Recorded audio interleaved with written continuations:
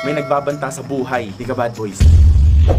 Inahan mo kay sports, binabantaan yung buhay mo? Baliw ka ba? I-refresh mo yung Bluetooth mo sa tenga.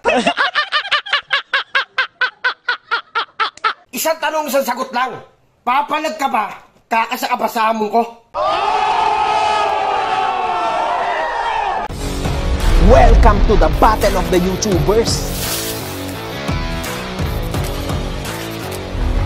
Hey, what's up sa inyo mga kapenyo? At today meron na naman tayo napakainit na reaction video. Good morning sa inyong lahat, Luzon, Visayas at Mindanao. At syempre sa mga kapwa ko OFW around the world. At sa mga solid kapenyo ko na patuloy sumusuporta, nagla-like, nagko-comment at nagsishare ng mga reaction videos natin. Maraming salamat po mga solid kapenyo. At dito nga, Maka High Blood sumagot na dito sa rebattle ni Jonah Renz kagabi. At alam naman natin, no, na talagang binibigyan ng pag-asa ni Jonah etong si Maka High Blood. Kaya etong si Maka High Blood dali-dali rin nagrebat at sumagot dito ay Jonah Renz Jacob. At sabi ko naman sa inyo mga kapenyo, pag nakita yan ni Maka High Blood, no, talaga magre-rebat at magre-rebat ka agad yan. At tara mga kapenyo, wag na natin patagalin at sabay-sabay natin pakinggan ang sasabihin dito ni Maka High Blood. Ano? Kalbong ko lang kilay. Kung banatan kita. Hey, what's up mga ka-bad boys? So guys, kailangan nyo malaman to. May nagbabanta sa buhay. Di ka bad boys.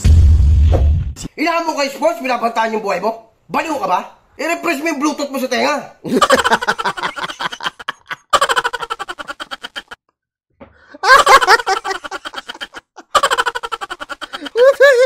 Umpisa pa lang mo talaga sa intro pa lang, natawa na kaagad ako.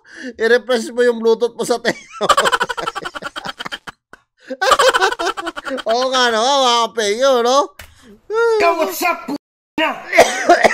Nagparamdam na yung idol yung si Princess Fiona. Anong klase yan? Akala ko ba bad boy ka? Anak ka ng teteng. Pinagmamalaki mo, taga-Cavite ka? Ano sabi mo? Kung taga-Cavite ako, re-respeto mo? Ibig sabihin, pag taga-ibang lugar, hindi mo re-respetuhin? Puto, ragis may punto ha. Eto si Maka High Blood dito. Porke taga Cavite, yun lang ang re-respetuhin mo. Ibig sabihin nga daw, pagka taga ibang lugar, hindi mo na re-respetuhin. May punto si Maka High Blood. Deserve mo talaga mabugbog. Dapat lang talaga pasabugin yung bunganga mo gamit kamao. Ano magkita tayo? Tatakutin mo pa ako sa ano mo? May barya? Pasensya ka na, wala rin akong barya. May barya? Pasensya ka na, wala ako yan. Personalan ba gusto mo? Ayaw mo ng sports? Game ako dyan. Puta, ragis na yan. Lupit din ang mga sagot dito ni Maka High Blood ha. Personalan ba ang gusto mo? Ayaw mo ng sports, no? O nga naman mga kapenyo, dahil ang gusto lang ni Maka High Blood sports, no? Ngayon, kung gusto ni Jonah ng araw ng talaga, game daw ito si Maka High Blood, mga kapenyo, no? Kumbaga, personalan na. Para matuldukan ang kayapangan mo. Ang dami mong sinasabi. Ha? Isang tanong, isang sagot lang. Papalag ka ba? Kakasa ka ba sa hamon ko? Ha?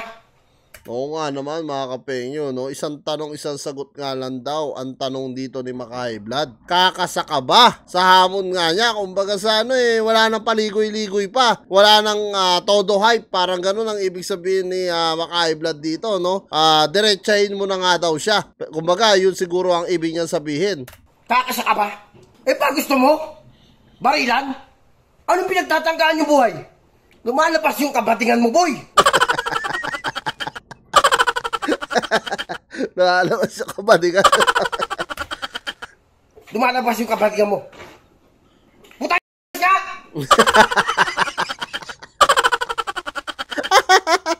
Pati doon sa bata, nagalit na. Sabi ko sa inyo, high blood to eh. Lumabas ka, lumabas ka. Oh. Lumabas ka. Puta mo.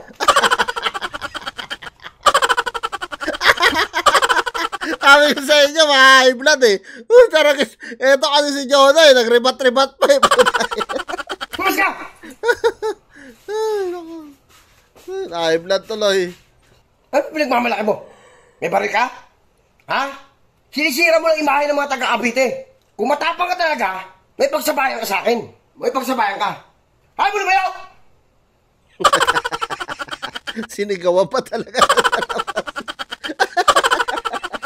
Ay, nako. Basta si Maka High Blood content ko, hindi ko maiwasan tumawa mga kapenyo. Tol, anong nagawa mo? Oh, naglalaro ako. Bakit? Ano ba nilalaro mo? Aba, itong bagong-bagong labas ng Epoch Game, tol, na kung saan pwede ka manalo ng 10 to 50,000 pag swinerte ka. Wah, maganda yan. Ituro mo naman sa amin yan. Aba, napakadali lang manalo rito, tol. Unang-una sa lahat, i-download mo muna ang Epoch Game at pagkatapos mo ma-download to, mag-register ka. After mo mag-register, syempre, ilagay mo ang iyong cellphone number. Pagkatapos mo ilagay ang iyong cellphone number, lagay mo rin syempre ang iyong personal password. After mo mailagay ang iyong personal password, ilagay mo rin syempre yung ating referral ID. At pagkatapos niyan, magsisend sa'yo ng code doon sa cellphone number mo. Tayo na, pwede ka na maglaro. Ba, very easy pala yan. Oo, sobrang easy. Gusto mo, subukan natin. Etong paborito kong laro na color game. Ba, sige nga pa, tignan nga pa, paano yan? O sige, una sa lahat, panonoorin mo muna siya. Siyempre, kumbaga parang ka rin nasa peryaan, pipintahan mo muna kung ano ba yung madalas na lumabas na kulay. After nyan, pagka na-timingan mo na yung kulay na gusto mo, saka ka tumaya ngayon gamit ang Gcash mo. At ito, ako naman ang tataya. Tataya ako ng tagpa 5 pesos doon sa color white. At tingin ko, mananalo ako dito sa color white na to eh.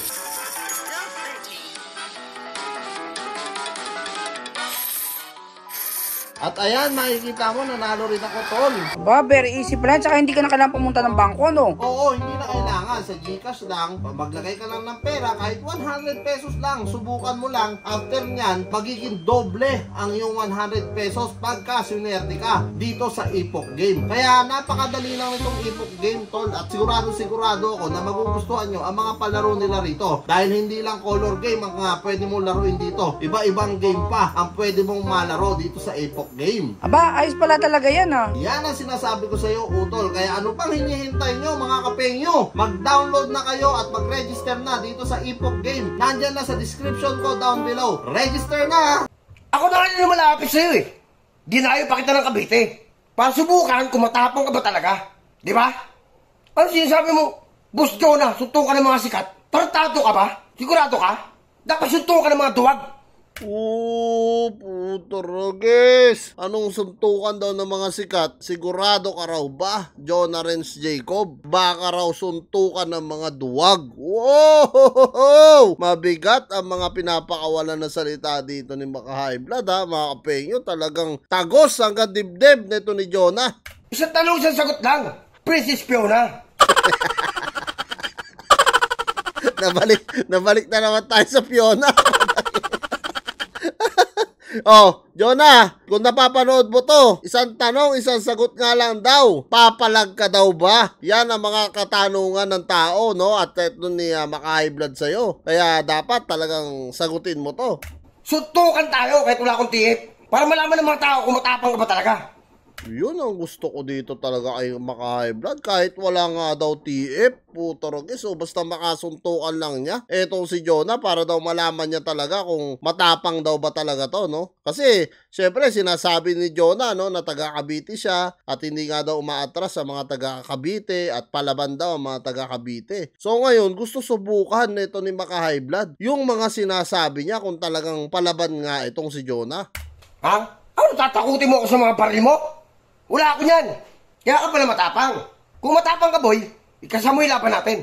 Puto Rogers, mga banta dito ni Maka High Blood, ha. Kung matapang ang araw, Princess Fiona, si Jonah, talagang kumasak nga daw sa hamon ni Maka High Blood, no? So, sigurado ako mga kapengyo, marami na naman, no, ang magwawalang mga fans dito sa labanan ni Jonah versus Maka High Blood. At itag nyo na mga kapengyo, si Boss MG at etong si Jonah, no, para mabasa at marinig kaagad nila etong sinisigaw ni Maka High Blood. Ang dami mong paligo-ligo, ang dami mong pa sinasabi. Ganyan yung mga duwag. Mumukha ka ng tangi. Kasi mga kapengyo, kung content lang ang ginagawa ni Maka High Blood, hindi magsasabi to na kahit wala siyang TF. So it means talagang gusto niya makasuntukan itong si Jonah, no? Kahit nga daw walang TF. So it means hindi talaga nagpapahype to. Talagang totoong galit itong si Maka High Blood dito kay Jonah Renz Jacob. Kasi kung pahype lang to mga kapengyo, syempre kailangan ng TF yan. Pero sabi naman niya dito, kahit wala nga daw TF, may kipagsuntukan siya dito para daw malaman niya kung talagang matapang itong si Jonah Renz, no? Pasuntok-suntok ka pa sa... Parang kang bading. Tanga na, uminom ng gatas.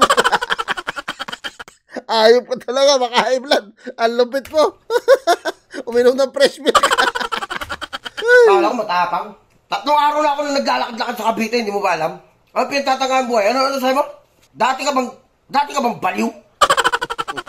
Bugo ka ba? Hindi mo alam yung sports?